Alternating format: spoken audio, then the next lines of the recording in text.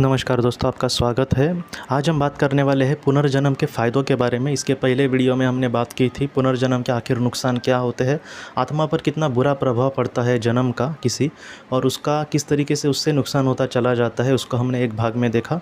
आज उसके पार्ट 2 में हम देखने वाले हैं दोस्तों कि पुनर्जन्म के आखिर फ़ायदे क्या होते हैं, पुनर्जन्म आखिर इतना महत्वपूर्ण क्यों होता है।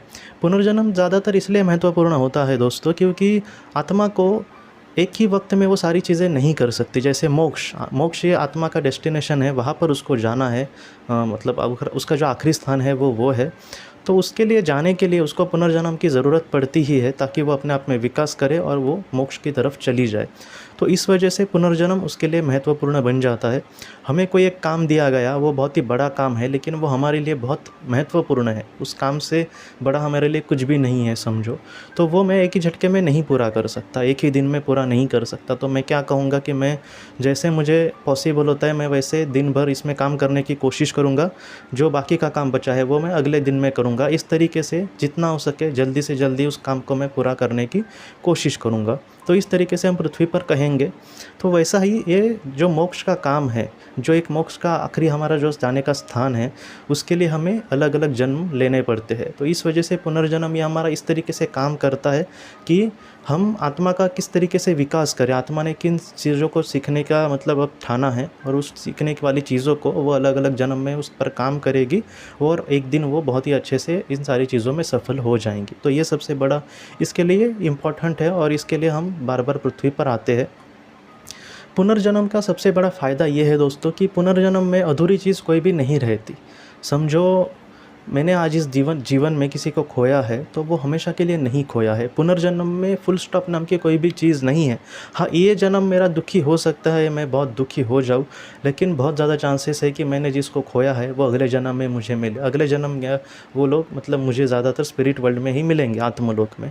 तो ये उसका सबसे बड़ा फ़ायदा है कि ये फुल स्टॉप यहाँ पर नहीं है, हमें वक्त जितना चाहिए उतना मिल सकता है।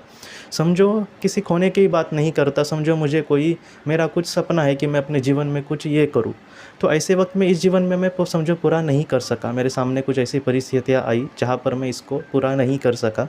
तो ऐसे वक्त में बहुत ज़्यादा चांसेस है कि आत्मा अगले जन्म में उसके लिए प्रायोरिटी दे, क्योंकि इस जीवन में मैंने उस चीज़ के लिए बहुत ज़्यादा मतलब मेरी चाहत थी लेकिन वो मैं नहीं कर सका। तो ऐसे वक्त में अगले जन्म में बहुत ज़्यादा चांसेस है कि उस जीवन में मैं उस अपने सपने को, अधूरे सपने को पूरा कर सकूं। पुनर्जन्म जो है दोस्तों वो इस तरीके से इसको देखा जाता है कि इंसान अपने जीवन में बहुत कुछ सीखे, बहुत कुछ समझे, दूसरों का दर्द समझे या फिर अपने माता पिता का दर्द समझे जो हमें नहीं कह रहे, जिम्मेदारी लेना सीखे, दुनिया के दुख समझे, दुनिया में सबसे बड़ा मतलब महत्व किसको है, इंसानियत को है, वो सीखे, ना कि और किसी चीज़ में वो अटके रहे। तो इसलिए पुनर्जन्म जो है वो बहुत ही ज़्यादा महत्व बन जाता है इंसान के लिए या फिर आत्मा के लिए। आत्माएं कभी कभी ये भी नहीं चाहती कि वो पृथ्वी पर आए, लेकिन उनको आना पड़ता है क्योंकि वो बहुत ही कम समय में यहाँ पर आगे बढ़ सकती है। उनको कोई भी वहाँ पर ज़बरदस्ती नहीं करता। बहुत सारी ऐसी भी आत्माएं होती है जो मतलब वो यही कहती है कि मैं पुनर्जन्म फिर से नहीं लूँगी, मैं अच्छा है कि मैं आत्मलोक में रहकर ही अपना विकास करूँ। आत्मलोक में रहकर भी आत्माएं विकास कर सकती है, लेकिन इसको थोड़ा सा ज़्यादा वक्त लगता है। पृथ्वी पर किसी एक चीज़ को सीखने के लिए हम वो चीज़ 20 साल में भी सीख सकते हैं उस चीज़ पर काम करके बहुत ही अच्छे से, लेकिन आत्मलोक में हो सकता है कि पृथ्वी पर जो 20 साल में हम बहुत ही अच्छे से आगे गए, वहाँ पर उसको सैकड़ों साल भी लग सकते हैं आत्मलोक में। क्यों? बहुत लोगों को लग सकता है कि क्यों वहाँ पर इतना क्यों वक्त लगेगा। जिन लोगों ने बाबा दोस्तों है इसके बारे में जिनको ज़्यादा ज्ञान है, उन्होंने ये कहा कि जहाँ पर अच्छाई ही है, समझो एक ऐसा देश है जहाँ पर बुराई है ही नहीं, वहाँ पर सब अच्छे हैं, वहाँ पर किसी को कुछ किसी भी चीज़ की समझो ज़रूरत नहीं है, तो इंसान भला तो क्या करेगा, या फिर इंसान अपने ही इसमें खुश रहेगा। समझो एक कोई देश है समझो, और उस देश में सारे लोग सुखी है, उस देश में एक भी भिखारी नहीं है, ज़रा एक भी अनाथ आश्रम नहीं है, एक भी वृद्धाश्रम नहीं है, सब कुछ अच्छा है, वहाँ पर किसी को किसी चीज़ की ज़रूरत नहीं है। तो ऐसे वक्त में हम जैसे बोलते हैं ना कि दूसरों को मदद करो तो हमें पुण्य मिलेगा, वहाँ पर दूसरों की मदद की ही ज़रूरत नहीं है। वो लोग अपने माता पिता को सबको बहुत ही अच्छे से संभाल रहे हैं। तो ऐसे वक्त में आप सोचिए कि ऐसे देश में या फिर ऐसी जगह पर वो लोग अब आगे जाने के लिए उनका विकास किस तरीके से होगा, तो वो लोग सोचेंगे कि हम ध्यान करें या फिर परमेश्वर का भजन करें जिससे हम आगे जाएंगे। तो ऐसे वक्त में बहुत ही धीरे धीरे गति से वो वहाँ पर जाएंगे। तो ये प्रॉब्लम है। और आत्मलोक में सेम ऐसा ही होता है, क्योंकि वहाँ पर जो तरंग है, वहाँ पर जो वातावरण है वो इतना अच्छा होता है कि आत्माओं को ज़्यादा कुछ मेहनत ही नहीं करनी पड़ती, और वो ऐसा मतलब बहुत ही धीरे आगे बढ़ेंगे, क्योंकि वहाँ पर ध्यान लगा के वगैरह एकदम पुण्य तो मिलने वाला नहीं है बड़ा, मतलब वो भी अच्छी बात है, लेकिन ऐसे वक्त में वो बहुत ही धीरे धीरे आगे बढ़ते हैं। अब ये एक हुआ। और अब हम ऐसे बात करते हैं, एक ऐसा भी जगह है जहाँ पर सब कुछ बुरा है, जहाँ पर कुछ भी अच्छा नहीं है, जहाँ पर सारे लोगों को किसी न किसी मदद की ज़रूरत है, अच्छे हेल्थ की ज़रूरत है, खाने की ज़रूरत है। और ऐसे देश में किसी को कुछ मतलब पॉसिबल नहीं हो रहा किसी के लिए कुछ मदद करना, लेकिन फिर भी कुछ थोड़े बहुत जो पैसे हमें कमा रहा हूँ उसमें से अगर मैं किसी को देने की कोशिश करूँ, तो इससे क्या होता है कि हम कुछ बुरे में, जहाँ पर आप सोचिए कि जहाँ पर एक कहते हैं ना कि क्षीर सागर मतलब दूध का सागर, जहाँ पर दूध का सागर है वहाँ पर बहुत ही सब कुछ सुंदर है, लेकिन जहाँ पर कीचड़ ही कीचड़ है उसमें एक कमल का फूल लगाना ये इम्पोर्टेंट होता है आत्मा के लिए भी। जहाँ पर बुराई है वहाँ पर कुछ अच्छा अगर हम करने की कोशिश करें, जहाँ पर ज़रूरत है।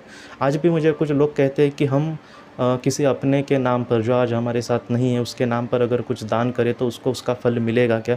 मैं ज़्यादातर ऐसे ही लोगों को यही कहता हूँ कि आप जो दान दे रहे हैं वो किसी ज़रूरतमंद को देने की कोशिश करो, जिससे हमारे जो अपने हैं वो भी खुश होंगे और इसका जो पुण्य है वो भी अच्छे से हमें मिल सकता है। बस वो दान जो है वो ज़रूरतमंद और जो होता है ना कि जिसको सच में उस चीज़ की ज़रूरत है उसको ही देने की हमें कोशिश करनी चाहिए।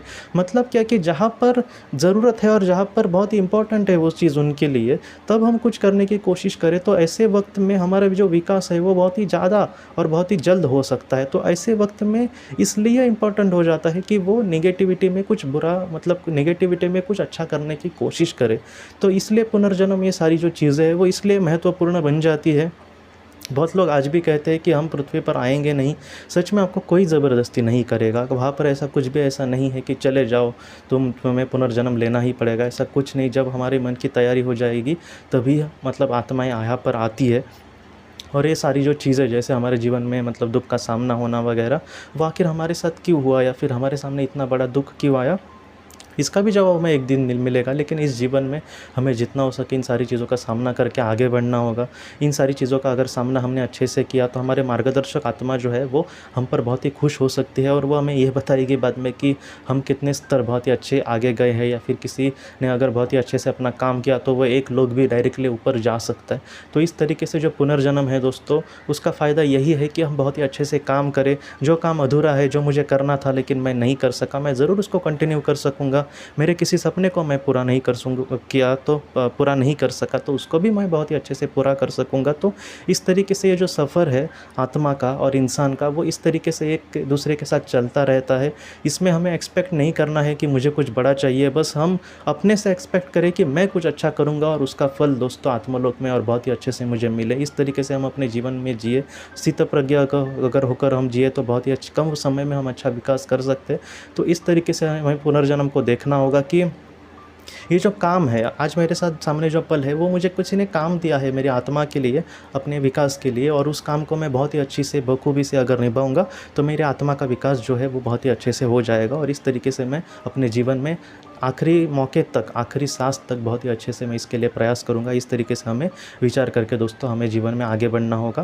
मैं आप सबके लिए ज़रूर प्रार्थना करूंगा और आप भी हम सब मिलकर प्रार्थना करें कि दोस्तों हम सब अपने जीवन के उद्देश्यों में पूरा कर सके, क्योंकि कोई कहेगा कि मैं क्यों सबके लिए नहीं करूंगा। हम सब मिलकर कुछ करेंगे तो उसका जो क्या होता है कि सब मिलकर करें तो उसकी जो शक्ति है वो कितनी गुना बढ़ सकती है। दोस्तों सोचिए कि 100 भी अगर लोगों ने यह बात सुनी तो उन्होंने भी अगर दिल से प्रार्थना की तो मुझसे ज़्यादा पवित्र तो आप है। तो क्या होगा कि एक शक्ति से 100 गुना ज़्यादा शक्ति वहाँ पर निर्माण हो सकती है। और इस प्रार्थना को ज़रूर ईश्वर भी कुछ ना कुछ करेंगे। तो हम सबके जीवन में हम सबके लिए दिल से प्रार्थना करके हम अपने जीवन के उद्देश्य को बहुत ही अच्छे से और बहुत ही बखूबी से निभाएं और हमारे जीवन में दोस्तों आगे बढ़े। आप दोस्तों हमेशा खुश रहना, आप अपने जीवन में अपना और अपने परिवार का ख्याल रखना। हम अपनी अगली वीडियो में मिलते हैं। आपका बहुत बहुत धन्यवाद।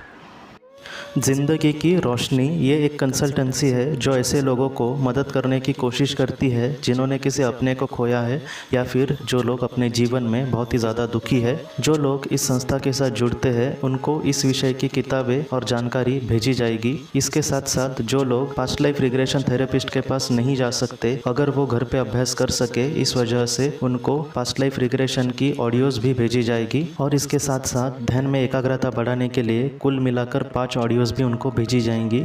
तो जो लोग इस संस्था के साथ जुड़ते हैं उनको यह सारी चीज़ें उनके ईमेल पर या फिर व्हाट्सएप पर भेजी जाएंगी।